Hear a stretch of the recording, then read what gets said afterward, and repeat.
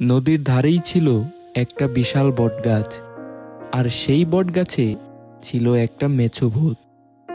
দিনের বেলায় সেখান দিয়ে কারো যাওয়ার সাহস হতো না, আর মাছ নিয়ে তো কেউ ওখান দিয়ে যেতেই পারতো না, কারণ মাছ নিয়ে গেলেই মেছো ভূত তার কাছ থেকে মাছগুলো কেড়ে নিত।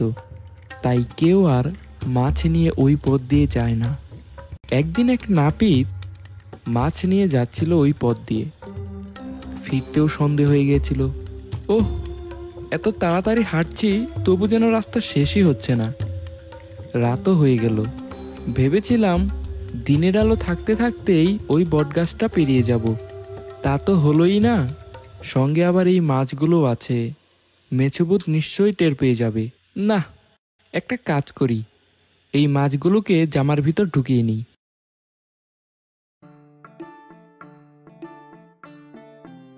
এবার ঠিক আছে। নাপিত জামার ভিতর মাছগুলো ঢুকিয়ে চলতে শুরু করলো। এদিকে পা ঝুলিয়ে বটগাছে বসেছিল মেছোভূত। হাওয়ায় মাছের গন্ধ ভেসে আসতেই উকি মেরে সে দেখে একটা মানুষ এদিকেই হেঁটে আসছে। হাতে মাছ নেই, কিন্তু মাছের গন্ধ কোথা থেকে আসছে? ব্যাপারটা তো ঠিক লাগছে না। বিষয়টা তো একবার দেখতে হচ্ছে। এদিকে নাপিত গাছের নিচে আসতেই মেছোভূত লাফিয়ে পড়ল নাপিতের সামনে। হ্যাঁ, ওরে বাবা রে, তোর আবার কি চাই? তোর পেটে ওটা কি রে? ও কিছু না। পেটের মধ্যে মাছ লুকিয়ে মিথ্যে কথা বলা হচ্ছে। দে, মাছগুলো দে আমায়, দে বলছি। নাপিত ভয়ে মাছগুলো রেখে ছুটে পালালো, এবং মেছোভূত সেই মাছগুলো নিয়ে গাছের মগ ডালে গিয়ে বসলো। আমি বাজার থেকে মাছগুলো খাবো বলে কিনে এনেছিলাম, এই মেছোভূত আমার সব মাছ নিয়ে নিল। তবে আমিও ওকে ছাড়বো না, ওকে এমন জব্দ করব যাতে জীবনে আর কারো মাছ খেতে না চায়। পরের দিন নাপিত গেল কুমোরের বাড়িতে। ও কুমোরদা, কুমোরদা, বাড়ি আছো গো? কি হয়েছে ভাই, ডাকছো কেন? ভাই, আমার একটা কাজ করে দিতে পারবে? কি কাজ? আমাকে একটা ভালো করে মাটির মাছ বানিয়ে দিতে পারবে, যেটা দেখতে হুবহু যেন মাছের মতোই হয়? হ্যাঁ ভাই, পারবো। তুমি কালকে এসে নিয়ে যেও। তাহলে আমি কালকে এসে নিয়ে যাব। তুমি ভালো করে মাছটা বানিয়ে রেখো, মাছটা যেন খুব শক্ত হয়। পরের দিন সকালে নাপিত কিছু মাছের আঁশ নিয়ে মাছ নিতে, এবং নাপিতের তৈরি সেই মাছটার উপর ভালো করে আঁশগুলো লাগিয়ে দিল। এরপর রাতে মাছটা নিয়ে নাপিত চলল নদীর দিকে। নদীর ধারের ওই বটগাছটার নিচে আসতেই মেছোভূত দেখতে পেল নাপিত একটি ব্যাগে একটি বড় মাছ নিয়ে আসছে। এটি দেখেই মেছোভূত সঙ্গে সঙ্গে গাছ থেকে লাফ দিয়ে নাপিতের পথ আটকে দাঁড়ালো। দে, দে মাছটা, দে আমায়, খুব খিদে পেয়েছে, দে মাছটা, দে আমায়। ওরে বাবা রে, আবার মেছোভূত, পালাও পালাও।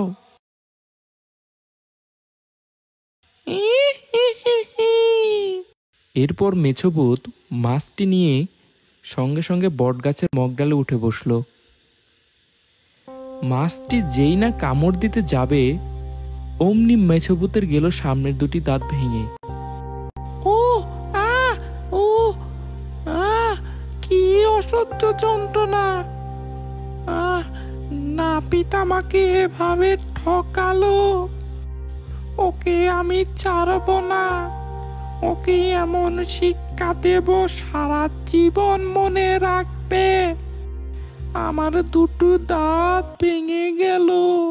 এরপর বেশ অনেকদিন কেটে গেল। একদিন নাপিত পাশের গ্রামে বিয়ে বাড়িতে গিয়েছিল। ফিরতে ফিরতে তার রাত হয়ে গিয়েছিল। এরপর হাঁটতে হাঁটতে যেই না ওই বটগাছের নিচে এসেছে নাপিত, অমনি মেছবু তার সামনে লাফিয়ে পড়ল এবং তার গলা চেপে ধরল।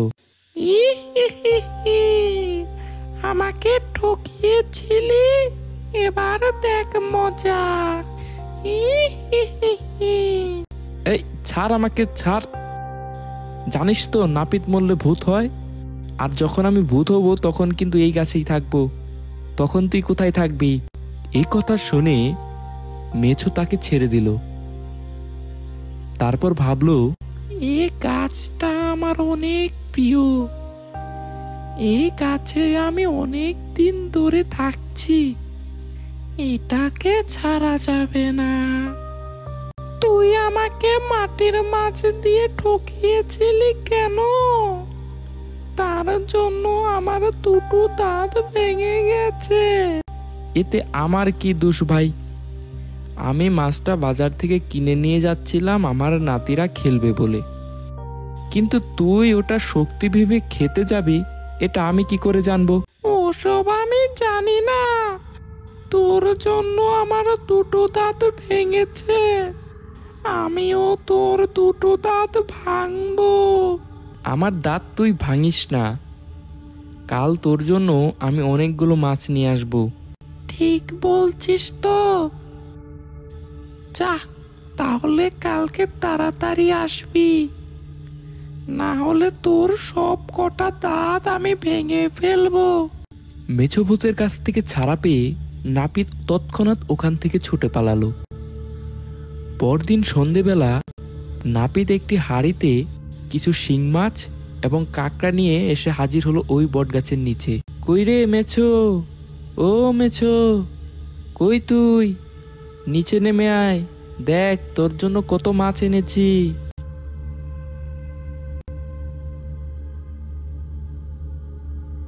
কই, দে দে। এই বলে মেছভূত পাত্রের মধ্যে হাত ঢুকিয়ে দিল, আর তৎক্ষণাৎ শিং মাছ মারল কাটা।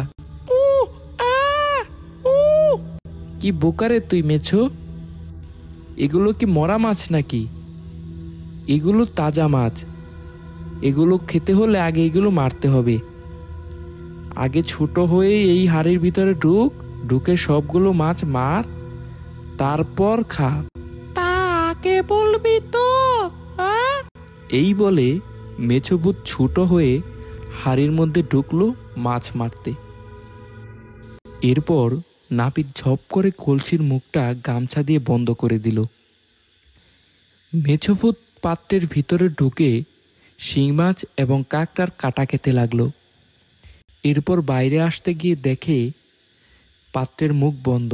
ও নাপিত ভাই, আমাকে ছেড়ে দে নাপিত ভাই, আমি তোকে আর কোনো দিন কিছু বলবো না, আমাকে ছেড়ে দে নাপিত ভাই, আমি আর কারো মাছ খাবো না। হ্যাঁ, এটাই তো বাকি ছিল, তোমাকে ছেড়ে দেই আর তুমি বের হয়ে আমার ঘাড় মটকাও। তুমি বাবু পাত্রের ভিতরই ভালো আছো, ভালো থাকো, শিং মাছের কিছু কাটাও খাও। আমাকে ক্ষমা করে দে নাপিত, আমাকে ছেড়ে দে নাপিত। উ আ উ।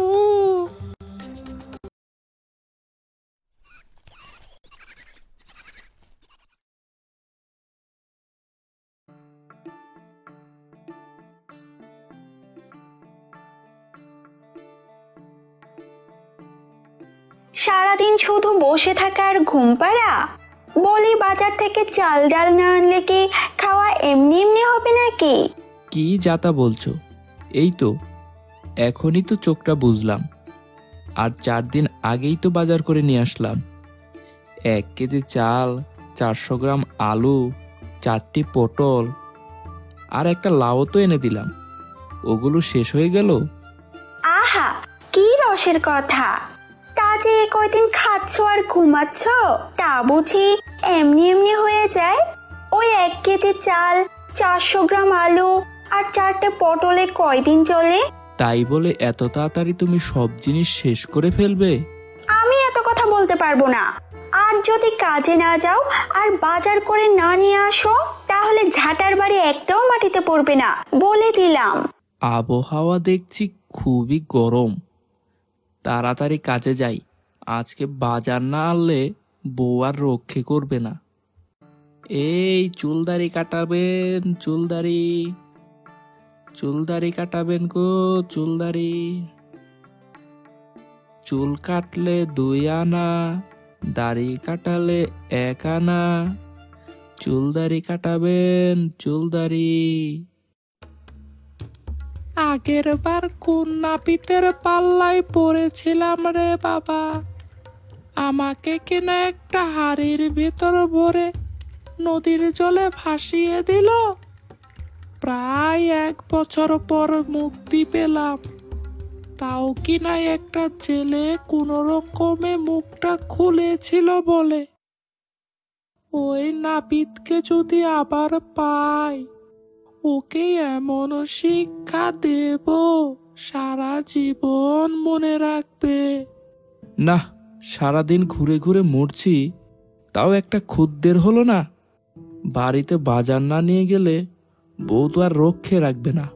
যাই দেখি, ওই গাছটার নিচে একটু জিরিয়ে নিই।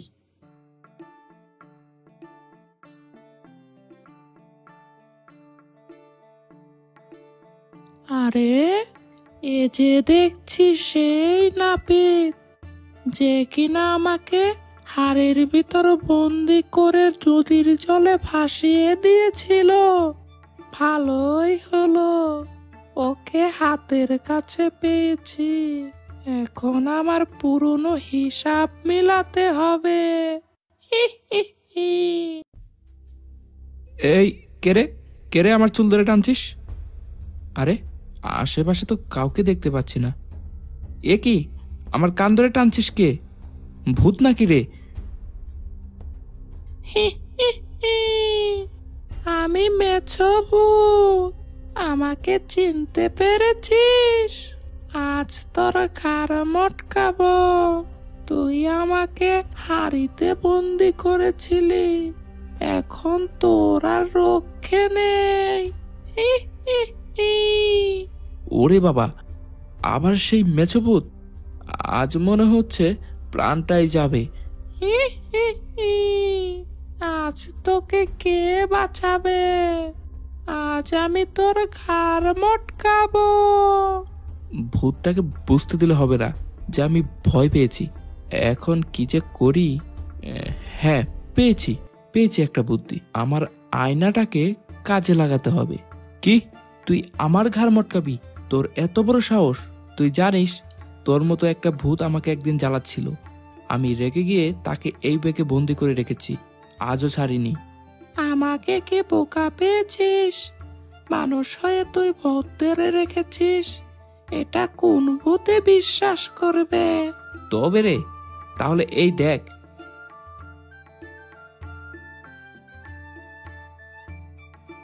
এ কি, এ যে দেখি শক্তি আমার মতো একটা ভূত ধরে রেখেছে। না বাবা, এই নাপিতের সাথে আর লাগা যাবে না। এই নাপিত একবার আমাকে হাড়ির ভিতর বন্দি করেছিল, আবার যদি বন্দি করে তাহলে আর কষ্টের শেষ থাকবে না। কিরে, কি ভাবছিস এত? করবো এবার বন্দি তোকে? আগের বার হাড়িতে বন্দি করেছিলাম, এবার আমার কাছে বন্দি করে রেখে দিব। জীবনেও ছাড়া পাবি না। না না না, আমাকে বন্দি করো না। আমি তোমার কোনো ক্ষতি করব না, আর কোনোদিনও বিরক্ত করব না। আমাকে ছেড়ে দাও। না না না, এত সহজে তো তোকে ছাড়বো না। আমাকে কি করতে হবে বলো, আমি সব করে দেব।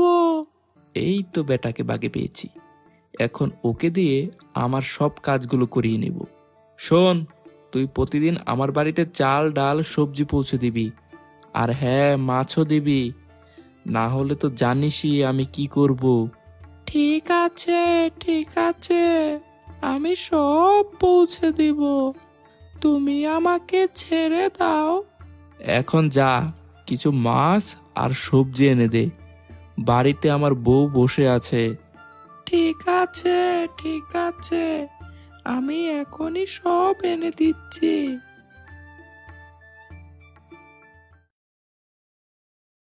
গিন্নি, ও গিন্নি, কোথায় গেলে? দেখো, আমি বাজার করে নিয়ে এসেছি। ও মা, এত বাজার! তা এত বাজার করার টাকা কোথায় পেলে?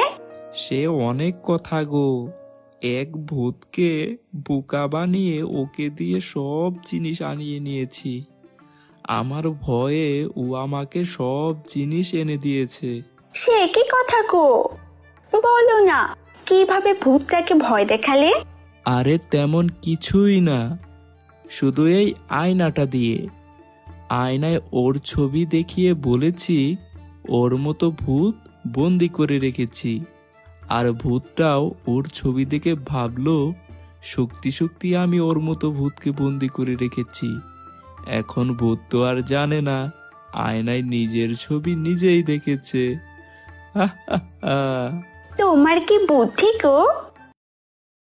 মরিচিকা মরিচিকা, আছি আমি একা একা, কবে পাবো মানুষের দেখা।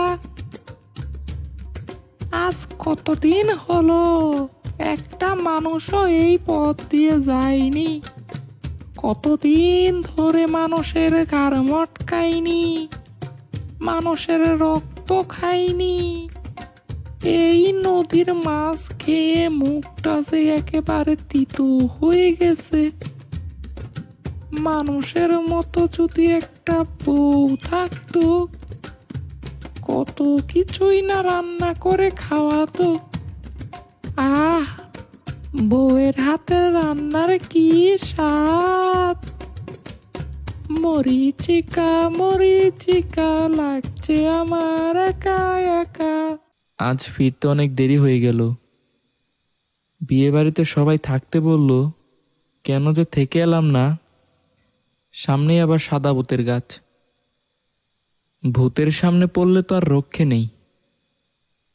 কেন যে রাত করে এই রাস্তা দিয়ে আসতে গেলাম, এখন সামনে যে কি হয় আল্লাহই জানে। যেতে তো হবেই। কেমন যেন মানুষের গন্ধ পাচ্ছি, কেউ আসছে মনে হয় এদিকে। আরে, দূর থেকে দেখে মনে হচ্ছে তো ঘটক মশাই আসছে। বাহ, ভালোই হলো, জীবনটা যেন কেমন খালি খালি লাগে। ঘটককে বলে একটা বিয়ে করে নেই, কিন্তু কোনোদিন তো শুনিনি ভূতেদের মধ্যেও বিয়ে হয়। শুনিনি তো কি হয়েছে, আমি করব। ঘটক মশাই, ও ঘটক মশাই। কে কে কে ডাকলো আমায়? এই যে আমি, সাদা ভূত। ওরে বাবারে, ভূত! আজকে মনে হয় আর রক্ষে নেই। আরে কাকু, তুমি যে কি বলো, ভূত বলে কি আমায় পর করে দিলে? ভূত বলে কি আমার কোনো ফিলিংস নেই? মাঝে মধ্যে দুই একটা মানুষের ঘাড় মটকাই ঠিকই, তাই বলে কি আমার মধ্যে কোনো ভালো গুণ নাই নাকি? কি চাও তুমি আমার কাছে? আমাকে ছেড়ে দাও, আমি আর কখনো ওই রাস্তায় আসবো না।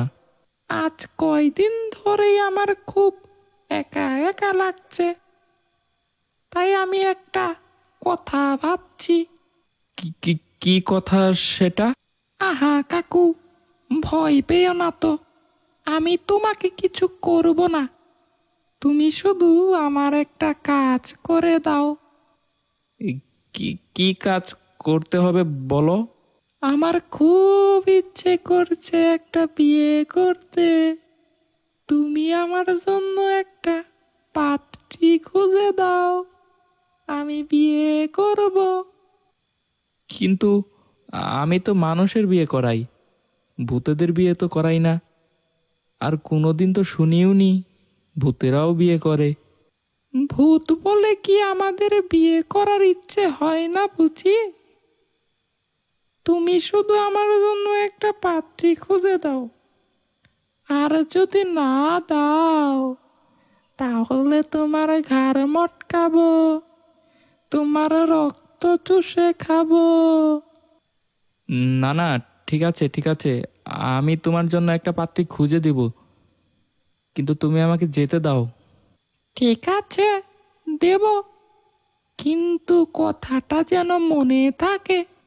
মনে থাকবে, আমি কাল থেকেই তোমার জন্য পাত্রী খোঁজা শুরু করে দেব। ঠিক আছে, তাহলে যাও তুমি এখন, দেখা হবে আবার। কি বিপদে পড়লাম রে বাবা, এখন এই সাদা ভূতের জন্য পাত্রী কোথায় পাই? আমি পড়েছি ভারী বিপদে। কি যে করি, যাকেই বলি সেই ছুটে পালায়, কিছু কিছু তো আমাকেই তাড়া করে বসেছে। কি যে করি এখন? ভূতের কাছে কেউ মেয়ে দিবে নাকি? পেয়েছি একটা বুদ্ধি, এখন সাদা ভূত আসলেই এটাই বলবো, যা হয়। আর যদি কাজে না হয় তাহলে আর কি, গ্রাম ছেড়েই পালাতে হবে, না হলে আর রক্ষে নেই। আজকে অনেক দিন তো হলো, কিন্তু বেটা ঘটক মশাইয়ের তো কোনো খবর নেই, আবার পালালো না তো। যাই তো, ঘটকের বাড়ি গিয়ে দেখি কোনো পাত্রী পেল কিনা। কি ব্যাপার ঘটক মশাই, আমাকে ভুলে গেলে না তো? কি যে বলো, আমি কি তোমার ওই সুন্দর মুখটা কখনো ভুলতে পারি? তোমার তো কোনো খবরই নেই, সেই যে এলে, তা আমার জন্য কি কোনো পাত্রী খুঁজে পেলে? সেটা নিয়েই তো যত চিন্তা। পাত্রী একটা পেয়েছি, কিন্তু তুমি তো থাকো একটা গাছে। মেয়েটি তো বড় গাড়ি বাড়ি চাকর সব চায়, তোমার তো কিছুই নেই। কোথায় রাখবে বউকে, আর কি বা খাওয়াবে? ও, এই কথা। তুমি এই সব নিয়ে কিছু ভেবো না তো। বাড়ি বানানো তো আমার এক নিমিষের কাজ, কিন্তু চাকর, চাকর পাই কোথায়? তুমি সব কিছু ঠিকঠাক করে রাখো, আমি একটা চাকর খুঁজে পাই কিনা একটু দেখে আসি। চাকর খুঁজে পাবে না ছাই, ভূতের বাড়িতে কোন বলদি বা চাকরের কাজ করবে? যাও গিয়ে খুঁজো।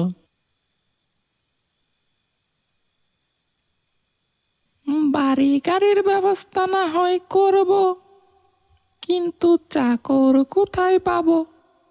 আমাকে দেখেই তো ভয়ে পালিয়ে যাবে। ভূতের বাড়িতে কি কেউ কাজ করতে চাইবে? তবু চাকর তো খুঁজতে হবেই। যাই দেখি, মানুষের বউ কি ধরনের চাকর পছন্দ করে, আর কি বা এমন কাজ যেগুলো আমি করতে পারবো না, চাকর দিয়ে করাতে হবে। একটু খোঁজ নিয়ে আসি।